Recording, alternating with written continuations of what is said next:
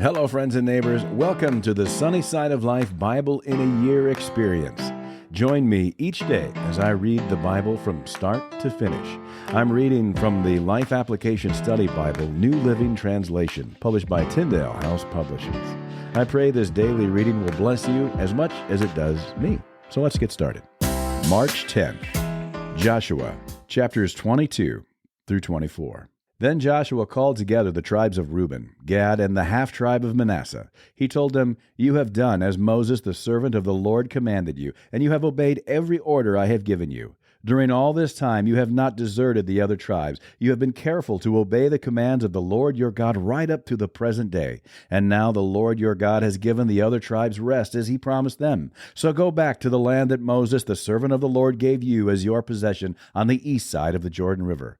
But be very careful to obey all the commands and the instructions that Moses gave to you.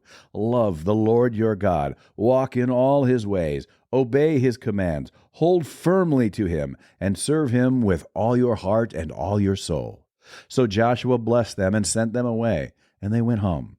Moses had given the land of Bashan, east of the Jordan River, to the half-tribe of Manasseh. The other half of the tribe was given land west of the Jordan.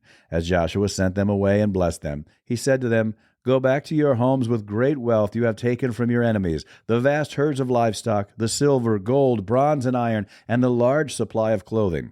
Share the plunder with your relatives." So the men of Reuben, Gad, and the half-tribe of Manasseh left the rest of Israel at Shiloh in the land of Canaan.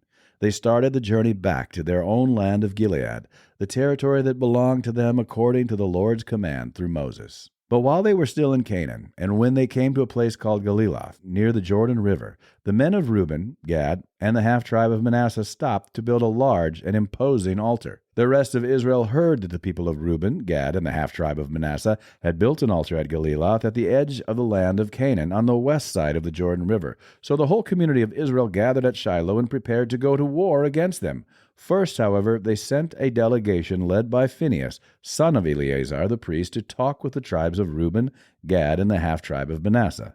In this delegation were 10 leaders of Israel, one from each of the 10 tribes, and each the head of his family within the clans of Israel. When they arrived in the land of Gilead, they said to the tribes of Reuben, Gad, and the half-tribe of Manasseh, "The whole community of the Lord demands to know why you are betraying the God of Israel. How could you turn away from the Lord and build an altar for yourselves in rebellion against him? Was our sin at Peor not enough? To this day we are not fully cleansed of it, even after the plague that struck the entire community of the Lord. And yet today you are turning away from following the Lord. If you rebel against the Lord today, he will be angry with all of us tomorrow. If you need the altar because the land you possess is defiled, then join us in the Lord's land where the tabernacle of the Lord is situated, and share our land with us. But do not rebel against the Lord or against us by building an altar other than the one true altar of the Lord our God." Didn't divine anger fall on the entire community of Israel when Achan, a member of the clan of Zerah, sinned by stealing the things set apart for the Lord? He was not the only one who died because of his sin. Then the people of Reuben, Gad, and the half-tribe of Manasseh answered the heads of the clans of Israel, "The Lord, the Mighty One, is God. The Lord, the Mighty One, is God. He knows the truth, and may Israel know it too. We have not built the altar in treacherous rebellion against the Lord. If we have done so, do not spare our lives this day. If we have built an altar for ourselves to turn away from the Lord, or to offer burnt offerings or grain offerings or peace offerings, may the Lord himself punish us. The truth is, we have built this altar because we fear that in the future your descendants will say to ours, 'What right do you have to worship the Lord, the God of Israel? The Lord has placed the Jordan River as a barrier between our people and you people of Reuben and Gad. You have no claim to the Lord, so your descendants may prevent our descendants from worshiping the Lord.' So we decided to build the altar not for burnt offerings or sacrifices, but as a memorial. It will remind our descendants and your descendants that we too have the right to worship the Lord at his sanctuary with our burnt offerings, sacrifices, and peace offerings. Then your descendants will not be able to say to ours, 'You have no claim to the Lord.' If they say this, our descendants can reply, "Look at this copy of the Lord's altar that our ancestors made. It is not for burnt offerings or sacrifices. It is a reminder of the relationship both of us have with the Lord. Far be it from us to rebel against the Lord or turn away from Him by building our own altar for burnt offerings, grain offerings, or sacrifices. Only the altar of the Lord our God that stands in front of the tabernacle may be used for that purpose." When Phinehas the priest and the leaders of the community, the heads of the clans of Israel, heard this from the tribes of Reuben, Gad, and the half-tribe of Manasseh, they were satisfied. Phinehas, son of Eleazar the priest, replied to them, "Today we know the Lord is among us, because you have not committed this treachery against the Lord as we thought. Instead, you have rescued Israel from being destroyed by the hand of the Lord."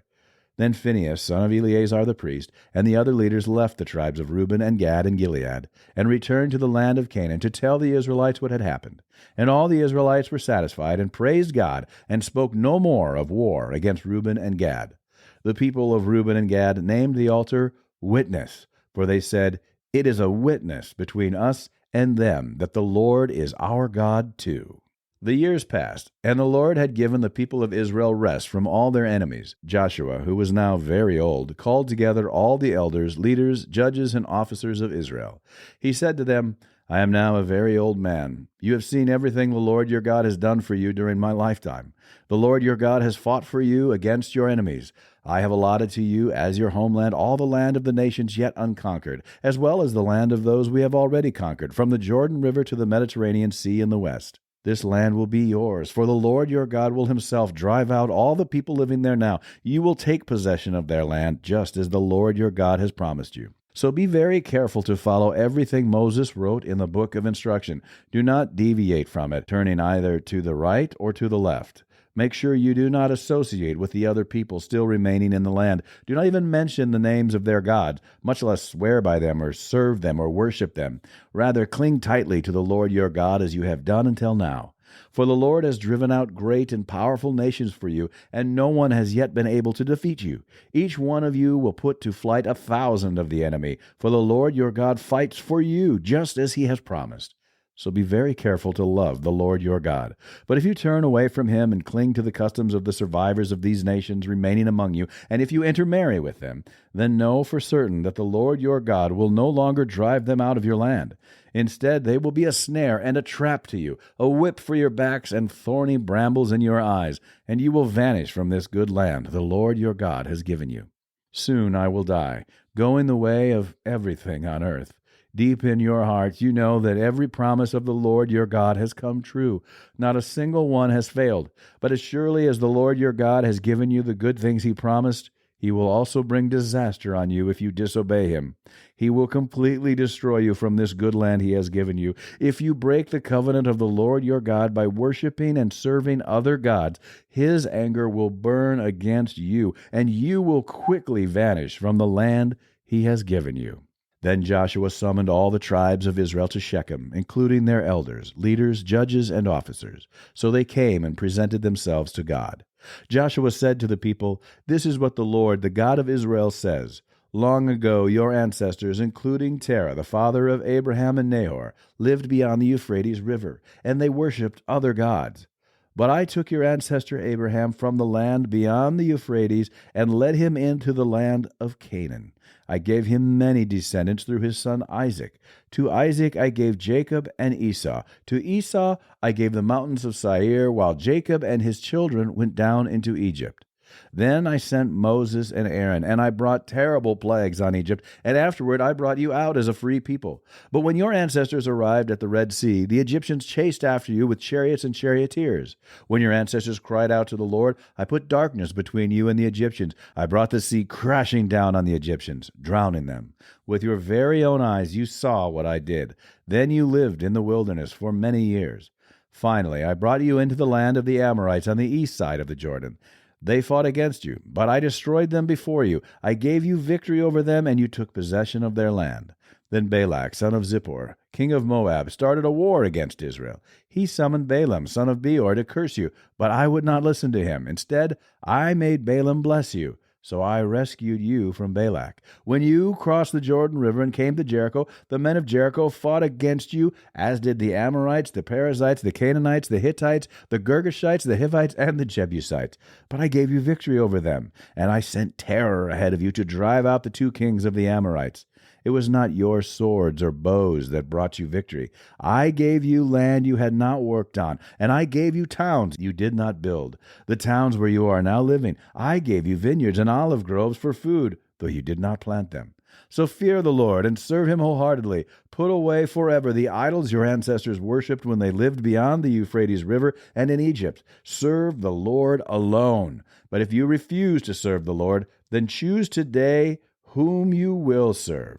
Would you prefer the gods your ancestors served beyond the Euphrates, or will it be the gods of the Amorites in whose land you now live? But as for me and my family, we will serve the Lord." The people replied, "We would never abandon the Lord and serve other gods, for the Lord our God is the one who rescued us and our ancestors from slavery in the land of Egypt.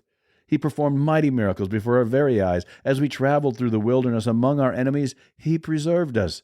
It was the Lord who drove out the Amorites and the other nations living here in the land. So we, too, will serve the Lord, for he alone is our God." Then Joshua warned the people, "You are not able to serve the Lord, for he is a holy and jealous God. He will not forgive your rebellion and your sins. If you abandon the Lord and serve other gods, he will turn against you and destroy you, even though he has been so good to you." But the people answered Joshua, "No, we will serve the Lord." "You are a witness to your own decision," Joshua said. "You have chosen to serve the Lord." "Yes," they replied, "we are witnesses to what we have said." "All right then," Joshua said, "destroy the idols among you, and turn your hearts to the Lord, the God of Israel." The people said to Joshua, "We will serve the Lord our God. We will obey him alone." So Joshua made a covenant with the people that day at Shechem, committing them to follow the decrees and regulations of the Lord. Joshua recorded these things in the book of God's instructions as a reminder of their agreement. He took a huge stone and rolled it beneath the terebinth tree beside the tabernacle of the Lord. Joshua said to all the people, "This stone has heard everything the Lord said to us. It will be a witness to testify against you if you go back on your word to God." Then Joshua sent all the people away to their own homelands. After this, Joshua son of Nun, the servant of the Lord, died at the age of 110. They buried him in the land he had been allocated, at Timnath-Serah, in the hill country of Ephraim, north of Mount Gash. The people of Israel served the Lord throughout the lifetime of Joshua, and of the elders who outlived him, those who had personally experienced all that the Lord had done for Israel. The bones of Joseph, which the Israelites had brought along with them when they left Egypt, were buried at Shechem, in the plot of land Jacob had bought from the sons of Hamor for 100 pieces of silver. This land was located in the territory allotted to the descendants of Joseph. Eleazar, son of Aaron, also died. He was buried in the hill country of Ephraim, in the town of Gibeah, which had been given to his son Phinehas. That's it for today, friends. Feel free to read ahead on your own. Before I go, let's share the Lord's Prayer together. Our Father who art in heaven, hallowed be thy name. Thy kingdom come, thy will be done, on earth as it is in heaven. Give us this day our daily bread, and forgive us our trespasses, as we forgive those who trespass against us. Lead us not into temptation, but deliver us from evil. For thine is the kingdom, and the power, and the glory forever. Amen.